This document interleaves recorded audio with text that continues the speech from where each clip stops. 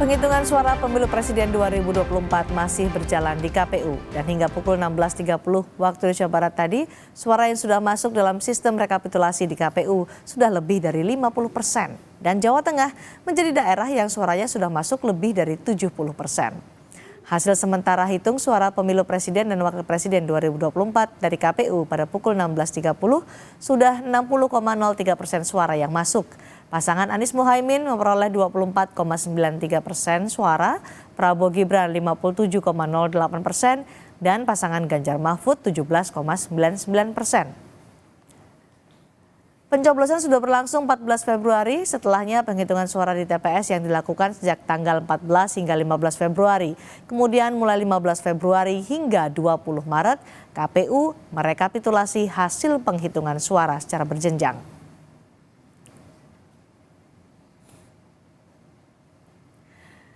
Ketua DPC PDI Perjuangan Kota Solo, FX Hadi Rudiatmo meminta partainya berani menjadi oposisi bagi pemerintah ke depan. Namun dengan catatan PDI Perjuangan tetap menjadi nomor 1 dalam pemilihan legislatif. Menurut FX Hadi Rudiatmo, PDI Perjuangan berpengalaman menjadi oposisi pemerintah. Seperti selama 10 tahun saat konsisten menjadi oposan pemerintahan SBY. Dalam hitungan sementara di KPU, PDI Perjuangan ada di posisi teratas di perolehan suara pemilu legislatif 2024. Namun suara di pemilu legislatif tak sejalan dengan Pilpres. Paslon yang diusung PDI Perjuangan, Ganjar Mahfud, justru tertinggal sementara dalam perolehan suara. Saja pesan saya kalau nanti PDI Perjuangan di parlemen mendapatkan suara paling banyak, ya harus berani jadi oposisi. Karena oposisi 10 tahun kan pernah dilakukan, 2004 sampai dengan 2009 ketika Pak SBY menjadi presiden, kita oposisi 10 tahun. Sejauh ini sudah komunikasi dengan tim nasional? Oh, kita tidak komunikasi ke sana, itu sana pun juga pasti akan ribut dengan hasil perolehan suara.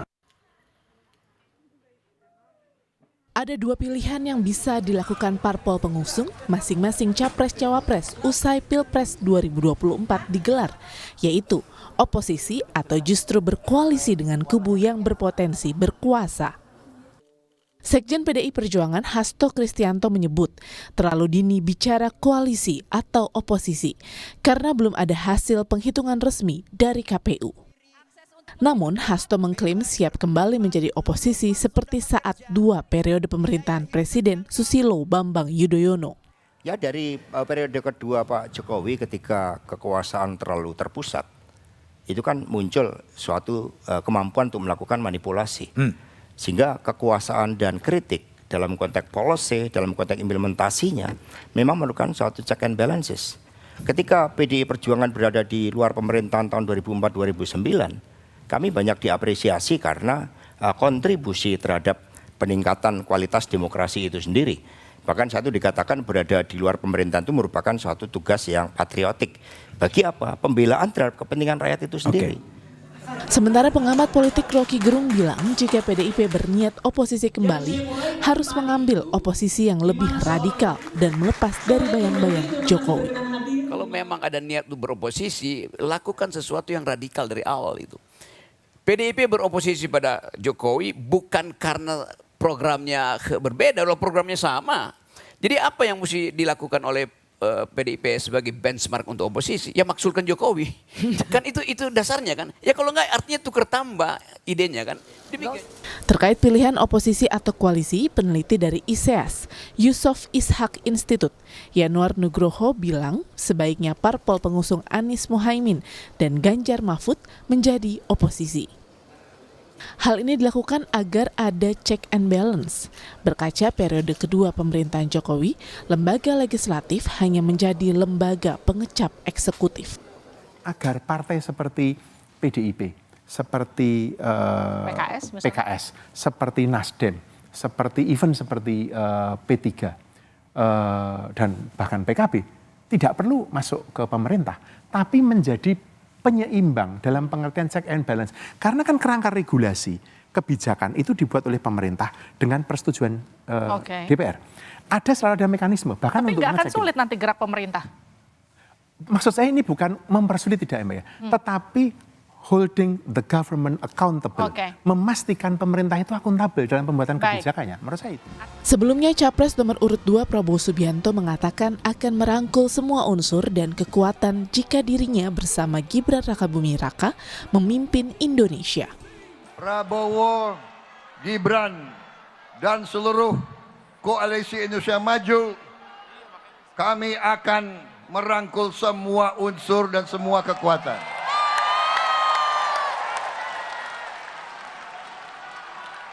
Kami akan menjadi presiden, wakil presiden, dan pemerintah untuk seluruh rakyat Indonesia. Merujuk perolehan suara pileg di KPU melalui sistem informasi rekapitulasi atau Sirekap, hingga pukul 1 siang tadi, partai pimpinan Megawati Soekarno Putri masih unggul, yaitu 16,83%. Sementara P3, parpol yang berada di koalisi yang sama dengan PDIP, mendapat 4%. Di koalisi Anies Muhaimin, PKB memimpin dengan perolehan suara 10,72%. Sementara di koalisi Prabowo Gibran, Partai Golkar memimpin dengan perolehan 14,04%. Bagi masyarakat Indonesia, adanya oposisi, pemerintah yang kuat akan memberikan fungsi check and balance bagi pemerintah dalam sistem demokrasi. Dengan adanya fungsi check and balance, maka penyelewengan terhadap penggunaan kekuasaan bisa diminimalisasi. Tim Liputan Kompas TV. Capres nomor urut 2 Prabowo Subianto mengatakan akan merangkul semua unsur dan kekuatan politik jika ia bersama Gibran Rakabuming Raka terpilih memimpin Indonesia. Tapi Sekjen PDI Perjuangan Hasto Kristianto menyebut terlalu dini jika bicara koalisi sebelum ada keputusan dari KPU soal hasil pemilu. Akankah kubu Anies Muhaimin maupun kubu Ganjar Mahfud mau menerima rangkulan Prabowo Subianto atau justru memilih jalan yang berseberangan?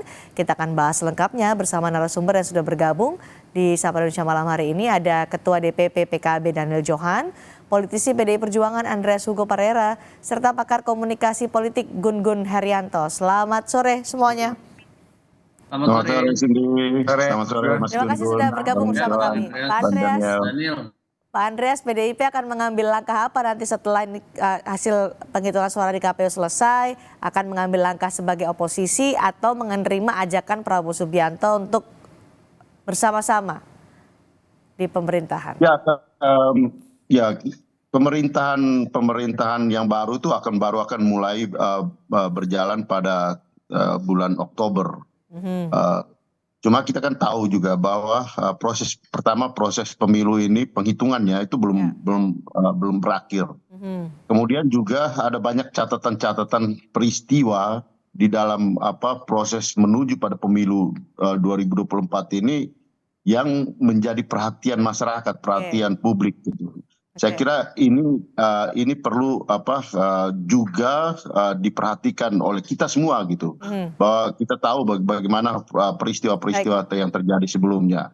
Nah, ya berkaitan dengan soal positioning partai, soal oposisi di dalam atau di luar pemerintahan, PDI Perjuangan sudah sangat berpengalaman soal itu.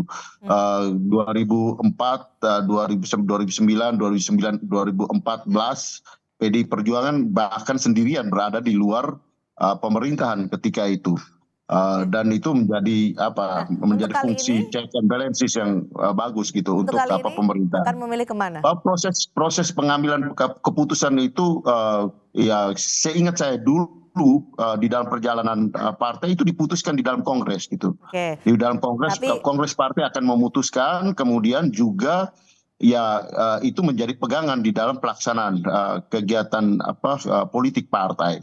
Jadi ya kita bicara sekarang wacana, tapi keputusan tentu ya nanti ada di dalam. Biasanya kami melakukan itu di dalam kongres partai. Ada keputusan di kongres partai, tapi tadi ada pernyataan juga dari Ketua DPC PDI Perjuangan Kota Solo, FX Rudi Hadiatmo, yang menginginkan PDI Perjuangan oposisi saja deh. Ini suara dari akar rumput yang harus didengar, Pak Andreas? Ya, saya kira bagus. Artinya ya, bahwa pandangan-pandangan seperti itu bagus, dan saya kira ketika kita bicara pandangan pribadi dari teman-teman di DPC, teman-teman akan menyampaikan itu gitu. Saya kira pengambilan keputusan itu, kenapa? Karena pemerintahan ini masih berjalan sampai dengan Oktober nanti, dan ya kita tahu bagaimana proses perjalanan menuju 2024 ini juga. Menuju Oktober 2024 ini juga kita lihat akan terjadi apa yang terjadi di dalam proses perjalanan itu gitu. Sehingga pengambilan positioning partai itu saya belum tahu persis, karena kami sekarang masih fokus juga di daerah, masih mengikuti penghitungan terutama yang sekarang terjadi di Pileg, karena lebih rumit daripada penghitungan di Pilpres. Tapi nanti ketika situasi ini menjadi lebih pasti ke depan, saya kira partai akan mengambil sikap soal itu. Baik, Pak Daniel, PKB sudah mengambil sikap politiknya, apakah nanti akan bergabung dengan atau menerima ajakan Prabowo Subianto atau memilih menjadi oposisi? Ya, terima kasih. Yang pasti itu belum ada pembahasan secara detail, secara matang, karena saat ini kami sedang fokus mengawal penghitungan suara sampai tuntas. Ya, jadi setelah itu mungkin akan ada pembahasan. Tetapi apakah menjadi oposisi atau berkoalisi, ya PKB kedua pilihan itu siap. Tetapi nanti pembahasannya setelah kita melakukan pengawalan agar final dan untuk memastikan tidak ada kecurangan di dalam proses pemilu dan pilpres saat yang sedang berlangsung ini, Mbak. Ini karena suara PKB ini kan seksi sekali di pemilu legislatif 2024 ini. Kalau mengacu pada hasil quick count, suara yang diperoleh PKB melejit nih di tahun ini 2024, pasti akan diperebutkan, akan diajak sebagai kawan dalam pemerintahan atau akan menjadi oposisi. PKB kalau dari sejarahnya kan jarang nih menjadi oposisi. Ya, kalau dari sejarah berdirinya PKB selalu berada di posisi yang menang pilpres ya. Nah, baru kali ini, tetapi ini belum final, Mbak. Jadi kita tunggu. Atau menunggu pinangan nih PKB? Menunggu pinangan. PKB selama ini selalu menjadi daya tarik dari seluruh partai ya. Baik dalam persoalan koalisi pilpres, karena memang dia menjadi kekuatan yang selalu diperhitungkan. Ya, apalagi dengan meningkatnya suara dan kursi saat ini tentu akan semakin menarik untuk dipinang baik oleh yang koalisi manapun nanti. Tetapi ya posisi itu akan benar-benar kita pikirkan, dan tentu kita akan konsultasikan dengan seluruh kader untuk kebaikan masyarakat dan untuk kebaikan partai sendiri ke depan, nanti menjadi pertimbangan yang besar. Oke, Mas Gun, menurut Anda kemana ke arah politik dari PDI Perjuangan dan juga PKB pasca pemilu? Akankah ada di barisan pemerintah atau oposan? Ya, memang saya memahami bahwa terlalu dini untuk kemudian menanyakan ini ke Bang Daniel atau Bang Andreas ya. Karena pasti ya posisi politik itu akan ditentukan setelah kemenangan ya. Karena kalau ini kan keunggulan count. Kemenangan itu nanti definitif dinyatakan atau ditetapkan oleh KPU. Pasti akan positioning itu akan semakin jelas, tetapi komunikasi politik menurut saya akan tetap dibangun. Yang jelas di dalam maupun di luar pemerintahan itu menurut saya sama pentingnya. Bahkan kalau kita melihat periode belakangan ya, Pak Jokowi periode kedua ke sini semakin menunjukkan kebutuhan kita atas menguatnya norma representativeness ya, terutama misalnya proses konsolidasi kekuatan oposisi yang bisa mewakili kegundahan di tengah masyarakat. Jadi menurut saya memang kalau saya ditanya bagaimana idealnya partainya Bang Andreas itu bisa menjadi pemimpin oposisi begitu ya, dalam konteks kebutuhan Indonesia saat ini. Kenapa? Karena belakangan kita bisa melihat, Cindy, bagaimana paradoks demokrasi itu lahir karena tendensi mayoritarian ya, kayak misalnya suara terbanyak bisa memutuskan apapun, revisi undang-undang KPK, omnibus law, kemudian dan macam-macam, itu semua produk legislasi yang atas nama suara terbanyak kemudian dieksekusi, kemudian pelibatan diskusi publik yang cukup memadai. Itu yang disebut dan kurangnya komunikasi deliberatif.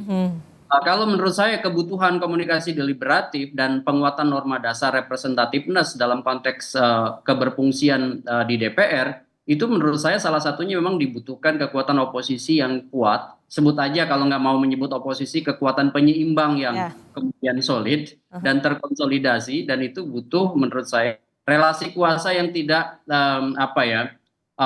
satu begitu kuat, begitu misalnya sampai 70%, tetapi kemudian menyisakan hanya sedikit kekuatan di luar kekuasaan, dan itu kemudian membuat powerless begitu ya. Oke, nah tapi kalau kita melihat PDI Perjuangan, PKB, PDI Perjuangan kan kita partainya Jokowi lah kalau masih dibilang sekarang, karena sampai sekarang juga masih lekat dengan itu, karena kartu tanda anggota juga masih belum selesai urusan itu. Apakah ini akan menjadi satu pertimbangan bagi PDI Perjuangan akan bergabung atau menentukan arah politiknya nanti pasca pemilu? Ya, ini masih terbuka sebenarnya, namanya ZOPA atau Zone of Possible Agreement ya, area yang memungkinkan masing-masing pihak membuat kesepakatan termasuk renegosiasi misalnya antara antar figur utama. Makanya kemudian pasca Pilpres ini menurut saya salah satu yang menentukan adalah Bu Mega. Apakah kemudian nanti Bu Mega memastikan PDIP berada di barisan misalnya kekuatan oposisional, atau kemudian melakukan komunikasi ulang dengan Pak Jokowi dan akhirnya kemudian misalnya masuk dalam skema power sharing di kabinet nanti. Nah ini tentu akan menentukan sekali, termasuk partainya Bang Daniel sekarang ini betapa signifikannya posisi PKB. Andai misalnya kita membayangkan PDI Perjuangan, PKB itu tetap konsisten, karena dari kemarin kan narasi-narasi ketidakpuasan terhadap pemerintahan Pak Jokowi ya, itu kan sebenarnya menguat, dan itu kemudian kalau misalnya besok menjadi dua di antara partai yang memosisikan diri sebagai oposisi atau kekuatan penyeimbang, menurut saya dahsyat. Republik ini akan punya kontrol yang terkonsolidasi, dan itu bisa kemudian memfungsikan diri di DPR dengan lebih efektif. Oke, kalau itu bergabung akan menjadi kekuatan dahsyat. Pak Daniel, karena sejak Pilpres sudah mengambil posisi yang sangat berlawanan dengan Joko Widodo, bahkan mengusung semangat perubahan, apakah ini arahnya akan mengambil langkah yang berlawanan dengan Prabowo Gibran yang notabene didukung oleh Joko Widodo pada pemilu kali ini dan nanti pada pemerintahan berikutnya? Ya, belum tahu Mbak, cuma yang pasti baik berkoalisi maupun beroposisi PKB siap ya. Bahkan Ketua Umum Caimin meskipun juga membawa semangat perubahan tadi ya dari Pilpres itu.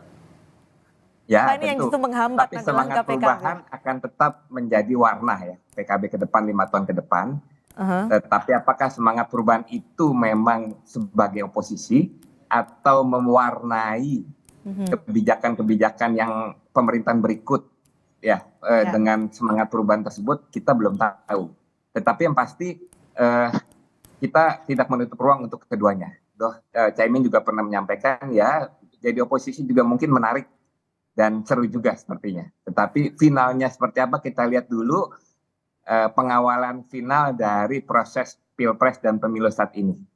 Oke, baik Pak Andreas, ini tadi ada isu soal kartu tanda anggota Jokowi yang belum selesai, ada Gibran juga katanya juga belum selesai. Apakah ini yang akan menjadikan pertimbangan PDI Perjuangan untuk melangkah selanjutnya, kalaupun nanti bergabung dengan pemerintahan, kan ada alasan mereka masih dua orang ini masih menjadi anggota PDI Perjuangan, atau justru akan melupakan hal ini, memilih jalan sendiri sebagai oposisi?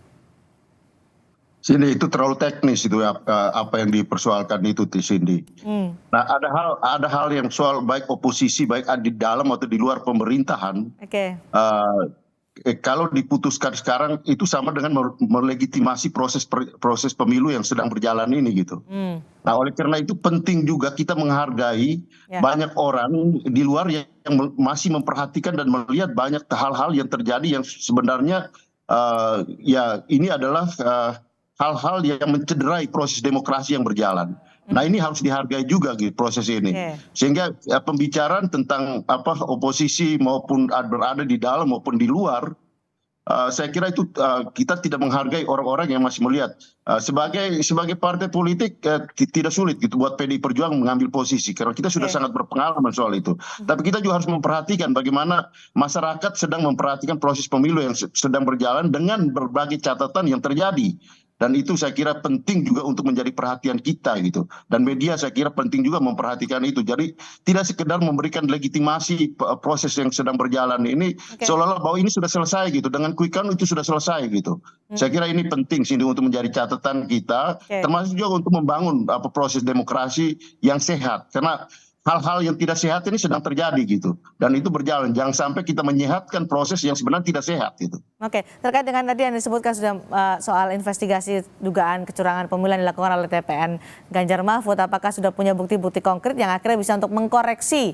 Tadi kalau Anda menyatakan ini karena hasil quick count belum bisa dijadikan patokan apakah menjadi hasil akhir dari pemilu 2024 karena masih menunggu hasil rekapitulasi dari KPU. Tapi apakah bukti-bukti konkret sudah dikumpulkan oleh TPN Ganjar Mahfud sehingga bisa mengkoreksi dari keunggulan di quick count ini?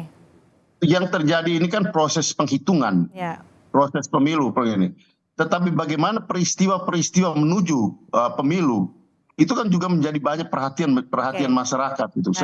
Kita lihat bagaimana para pemerhati berkomentar tentang proses perjalanan menuju 14 Februari ini. Bahwa peristiwa 14 Februari itu adalah peristiwa pemilu itu sendiri. Tetapi perjalanan menuju ke sana, nah ini saya kira banyak hal yang menjadi perhatian dan menjadi catatan di mata publik, di masyarakat. Ini harus menjadi perhatian kita juga gitu. Jadi partai pun tidak seolah-olah hanya berpikir soal kekuasaan gitu. Tapi harus juga berpikir soal bagaimana jalan menjaga proses demokrasi yang dengan berbagai catatan yang terjadi saat ini. Itu saya kira penting untuk menjadi perhatian kita gitu. Mas Gun Gun, ini waktunya sempit sebelum kita ke azan maghrib, singkat saja untuk Mas Gun Gun. Sekarang masih berproses tapi bagaimana kapan menurut Anda partai politik mulai berpikir soal arah koalisi? Singkat saja Mas Gun Gun. Ya menurut saya setelah tahapan ini mengerucut ke fase akhir ya. Ini kan setelah proses penghitungan, rekapitulasi, nanti ada perselisihan hasil pemilu, ya kan, kemudian nanti penetapan. Nah, menjelang menurut saya akhir dari masa rekapitulasi dan kemudian nanti ada perselisihan di Mahkamah Konstitusi dan kemudian konfirmasi di wilayah hukum, itu menurut saya sejalan dengan itu akan ada komunikasi antara elit dan tentu mewakili partainya masing-masing. Baik, masih dinamis sekali. Terima kasih Mas Gun Gun, terima kasih juga Pak Andreas, terima kasih juga Pak Daniel sudah bergabung di Sapa Indonesia malam hari ini. Selamat sore. Terima kasih.